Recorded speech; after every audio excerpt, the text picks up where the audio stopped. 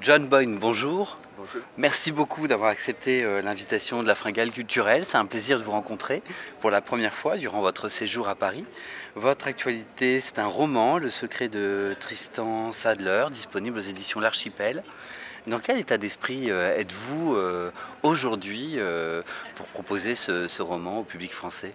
I feel very grateful that the publishers are publishing it here, for one thing.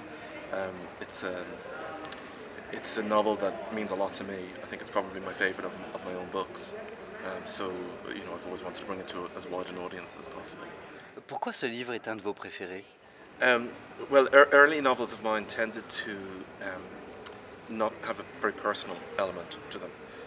I set my stories away from home and with experiences that weren't my own. And I guess as I got older as a writer, I wanted to sort of bring myself into stories more. And the central story here, of course, is about two young gay men in the First World War. And I'd never written about gay people before. And I wanted to write about it in a kind of non-sensationalist way, even though the time that it's written in the start of the 20th century, is a time when it's very difficult for them to be gay. So I was exploring something quite personal that I hadn't gone to before. Vos, vos deux personnages, comment vous les avez travaillés, Tristan Sadler et Will? Well, with all the novels I write, I don't plot them out in advance. I only start with a basic idea, a theme for the book, and I let it develop as it develops. But I wanted the two characters to be quite ambiguous to the reader. They're both in a different stage of their sexuality.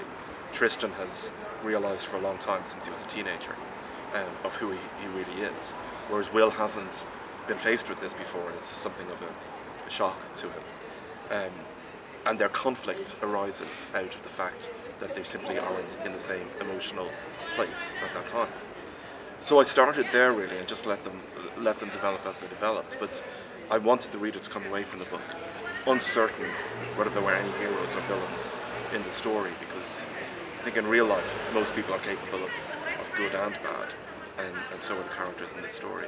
Ce que vous maniez très bien dans votre livre, c'est le poids du secret.